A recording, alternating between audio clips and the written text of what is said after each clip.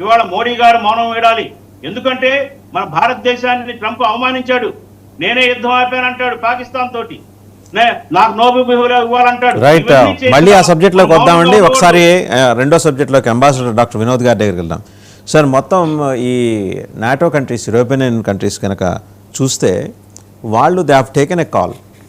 నువ్వు చేస్తే మా మీద పెత్తనం చేసి గ్రీన్లాండ్ విషయంలో నీకు మద్దతు ఇవ్వాలని మా మీద ఒత్తిడి తెస్తూ, ఒకవేళ కాని పక్షంలో టారిఫ్లు పెంచుతానని బెదిరిస్తే మేము కూడా బెదిరిస్తాము, మేము ఇన్నాళ్ళు ఇంకా ఉపేక్షించేది లేదు. వాళ్ళకుండే బలహీనతలు వాళ్ళకు ఉన్నాయి, తప్పనిసరి జర్నీ చేస్తున్నారు అమెరికాతోటి. కానీ రేపు పొద్దున మిత్రుల్ని కూడా గత్తర చేయగలే స్థాయికి ఇతను ట్రంప్ దిగజారాడు అంటే వీళ్ళు తీసుకునే డెసిషన్ ఎలా ఉండబోతోంది? ఎందుకంటే వాళ్ళు already they have want anti coercion ఇన్స్ట్రుమెంట్ని తెర మీదకి తీసుకొస్తాం, ఏసీఐని తెర మీదకి తీసుకొస్తాం. 2023 డిసెంబర్ నుంచి వాస్తవంగా ఇది అమల్లో ఉంది, కానీ ఇప్పటిదాకా ఏ దేశం మీద వాళ్ళు ప్రయోగించాల, మొదటిసారి అమెరికా మీద ప్రయోగిస్తారు. దీని రిపరికషన్స్ ఎలా ఉంటాయి సార్? వాసుదేవన్ గారు, మీరు అన్నారు కదా ట్రంప్కు మిత్రులు శత్రువులు అనే తేడా ఏమాత్రం లేదు. సమభావన. ఆయన అధికారంకి రాగానే అంతా నేనే. ప్రతిసారి ఇప్పుడు మనం చూస్తే ఏది అనౌన్స్ చేసినా తనే ఫస్ట్ మిత్రుల మీదనే ఉపయోగించడం మొదలుపెట్టిండు. సో అదేమవుతుంది అని అంటే అక్కడ ఈజియెస్ట్ టార్గెట్ ఏది దొరుకుతుందో దాన్ని ఉపయోగించి వాడుకోవటం, దాని తర్వాత ఎక్స్టెండ్ చేయటం. తర్వాత ఇంకొక పాలసీ ఏంటంటే మ్యాక్సిమం ప్రెషర్ పెట్టడం, తర్వాత నెగోషియేషన్.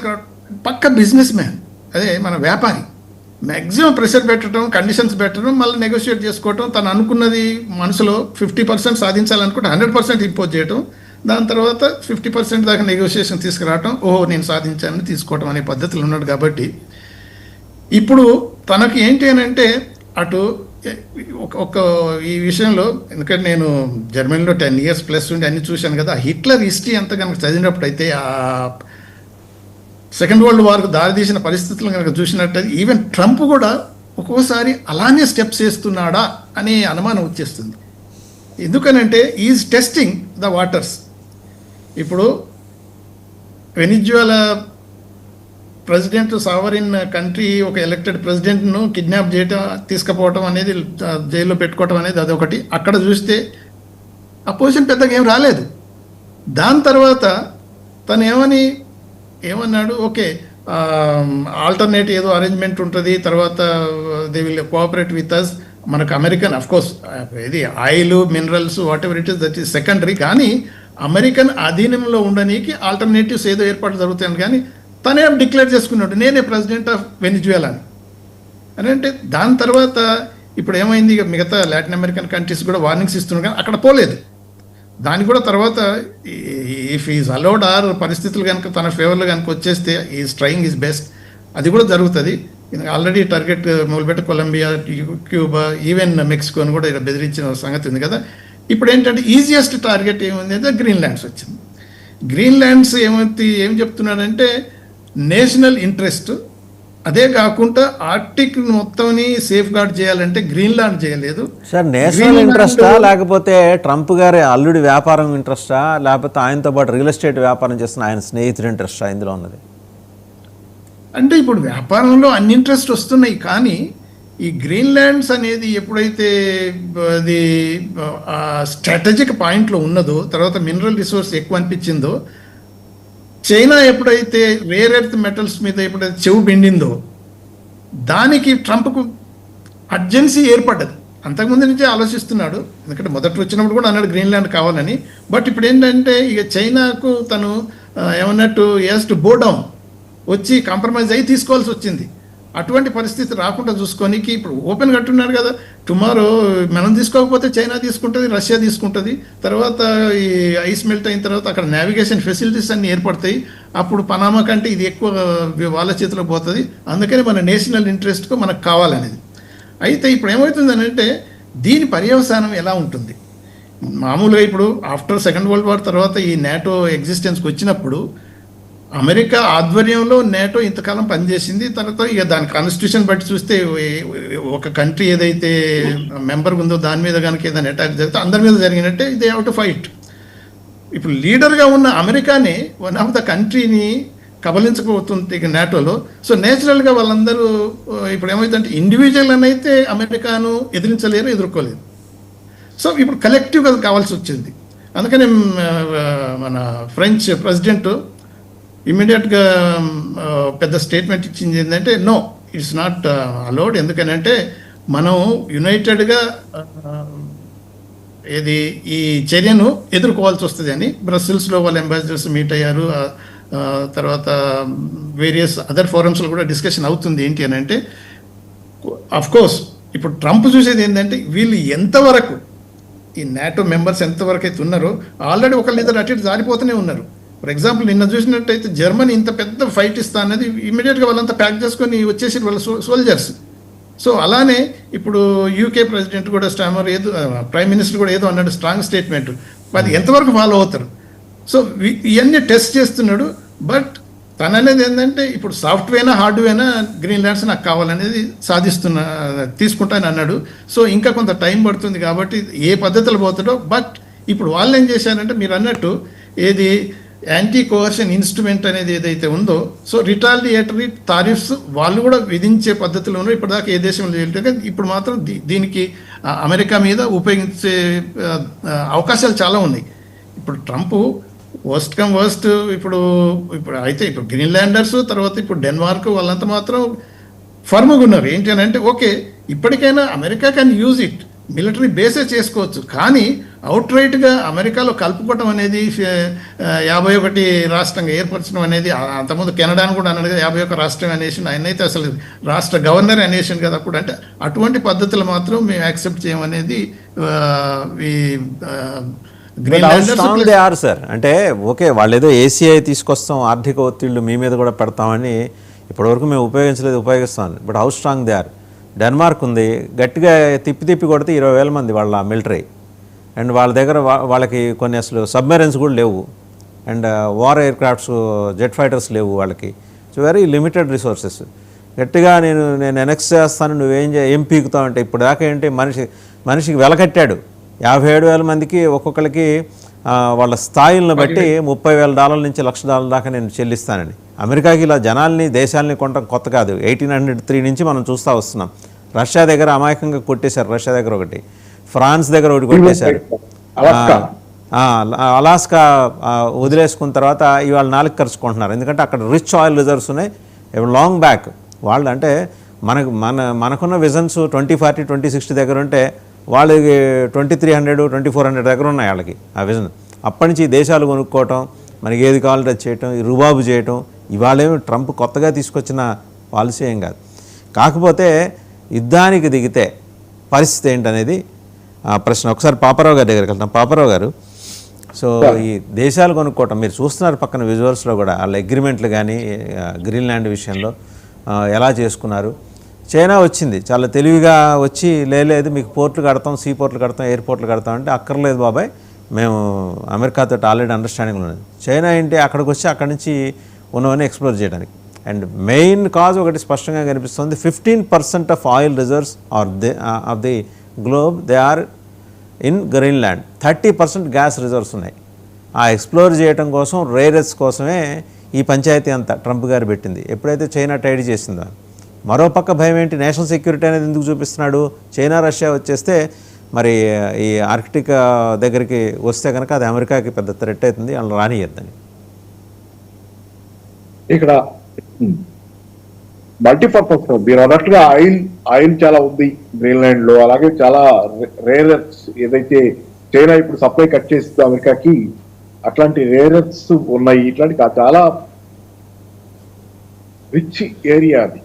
సో దాని మీద దృష్టి ఉంది. దాంతో పాటుగా మనం గుర్తుంచుకోవాల్సింది ఏంటంటే ఈ మధ్య కాలంలో అమెరికా ట్రంప్ ఆధ్వర్యంలో రిలీజ్ చేసిన జాతీయ భద్రత స్ట్రాటజిక్ పేపర్ ప్రకారంగా 3 భాగాలుగా ప్రపంచాన్ని పంచాడు ట్రంప్. ఇది మనం గతంలో కూడా మాట్లాడుకున్నాం.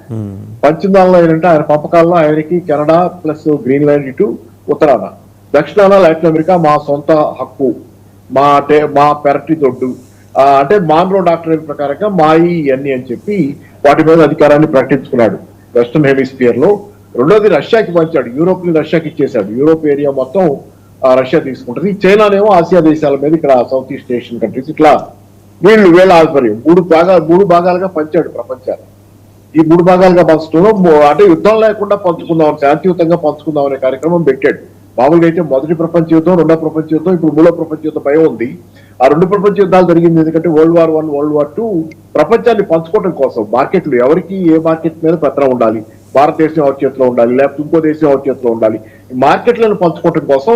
అప్పుడు జర్మనీ కానీ, జపాన్ ఒక పక్క, లేకపోతే ఇటలీ ఒక దీనిలో, అమెరికా, బ్రిటన్, సోవియట్ యూనియన్ దానిలో జాయిన్ అయింది. వీళ్ళంతా ఒక పక్క యుద్ధం చేస్తున్నారు, మార్కెట్లో పంపకం కోసం జరిగింది. మేజర్ గా పెట్టుబడిదారీ దేశాల మధ్య ఆ రోజు. కానీ ఆ రోజు యుద్ధాలు ఓకే, చచ్చిపోయారు కోట్ల మంది, కానీ భూమండలం భస్మీపట్లం అయ్యే ప్రమాదం లేదు. కానీ ఈ రోజు అణ్వాయుధాలు ఉన్నాయి కాబట్టి రష్యా దగ్గర ఉన్న అణ్వాయుధాలు కానీ, వాళ్ళకున్న డూమ్స్డే మెషిన్ అంటారు. డూమ్స్డే మెషిన్ అంటే రష్యన్ లీడర్లు అంతా చచ్చిపోయినా కానీ అది కొంత టైం చూసి వాళ్ళ దగ్గర నుంచి వాళ్ళ పల్స్ ఏదో పట్టుకుంటున్నారు ఆ మెషిన్. వాళ్ళ దగ్గర నుంచి అంటే వీళ్ళంతా చచ్చిపోయారు అనిపిస్తే కనుక మెషిన్ అదే ఆటోమేటిక్ అటాక్ చేస్తుంది అమెరికా మీద, శత్రువుల మీద, అందరి మీద. అటామిక్ కాబట్టి ఏంటి, చాలా రిస్కీ ఇది అనేది. కాబట్టి ఈ రోజు అణుయుద్ధం సాధ్యం కాదు, అణుయుద్ధం వస్తే అందరూ పోతారు. కాబట్టి యుద్ధం చేయకుండా పంచుకుందాం అంటున్నాడు Trump. World war 1, world war 2 లాగా కాదు, పంచుకుందాం అంటున్నాడు. ఈ పంచుకునే కార్యక్రమంలో తన హెమిస్ఫియర్ తన గీత గీసేసుకున్నాడు.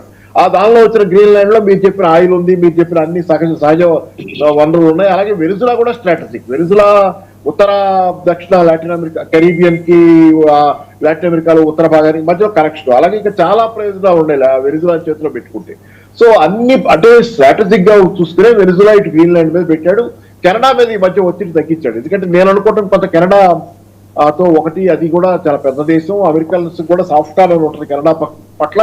రెండోది ఏంటంటే కెనడాలో కొంత ఇవి పెంచారు, మామూలు ఆర్మ్స్ ఎక్స్పెండిచర్ పెంచారు. అట్లా డిఫెన్స్ ఎక్స్పెండిచర్ కెనడా పెంచింది. రెండోది ఇంకోటి ఏంటంటే చైనాకి దగ్గర అవుతున్న సిగ్నల్స్ పంపిన తర్వాత ఇదేదో ప్రమాదకరంగా ఉందనేది ఇంకోటి. సో ఓవరాల్ గా ఏంటంటే ఈ రోజు గ్రీన్లాండ్ మీద దృష్టి ఉంది, యుద్ధం చేయొచ్చు. కానీ ఏంటంటే ఇక్కడ నాటో దేశాల బలహీనతలు కూడా దీనిలో కనపడుతున్నాయి. 10% టారిఫ్ వేశాడు నాటో దేశాల మీద, 10% టారిఫ్ వేశాడు ఈ దేశాల మీద. మిగతా ఎవరైతే గ్రీన్లాండ్ ని అమెరికాకి వ్యతిరేకంగా గ్రీన్లాండ్ ఇండిపెండెంట్ గా ఉండాలంటున్నారో వాళ్ళందరి మీద టారిఫ్ వేస్తాను, మీకు వాళ్ళతో వ్యాపారం చేసేవాళ్ళు, వాళ్ళతో ఉండే వాళ్ళతో అని 10% టారిఫ్ అన్నాడు.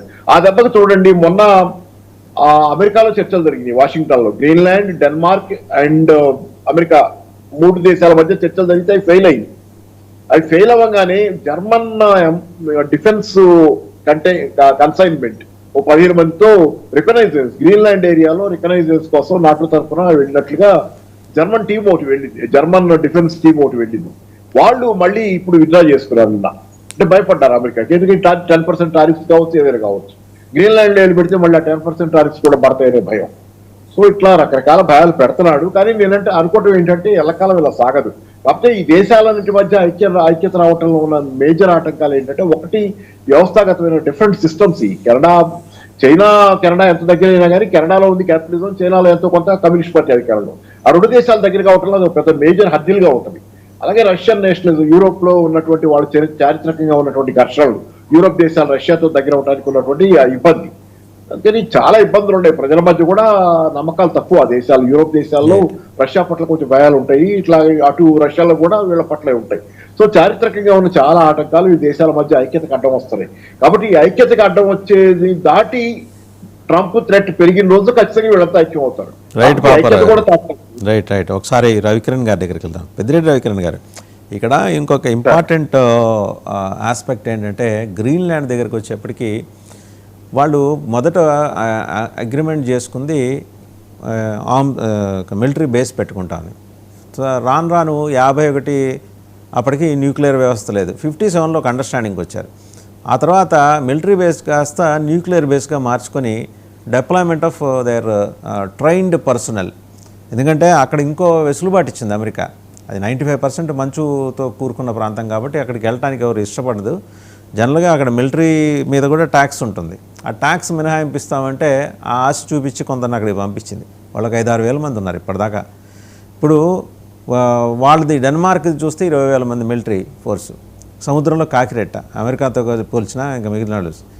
ఇప్పుడు ప్రధానంగా ఏంటి అక్కడ న్యూక్లియర్ యాక్టివిటీని చూసుకోవటం 52లో అదే 1968లో కూలిపోయిన B-52 అది అణ్వాయుధాలను మోసుకొస్తూ కరెక్ట్ గ్రీన్లాండ్ కూలింది. ఎక్కడ కూలింది అనేది ఇంతవరకు డిటెక్ట్ చేయలేకపోయారు.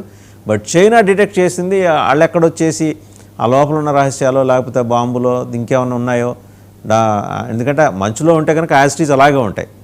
ఒకవేళ పేలుంటే పెనట్రేట్ అయ్యి రేడియేషన్ వ్యవస్థ ఉండేది. ఆ భయంతో ఇదంతా చేస్తున్నాడనేది ఒక వెర్షన్.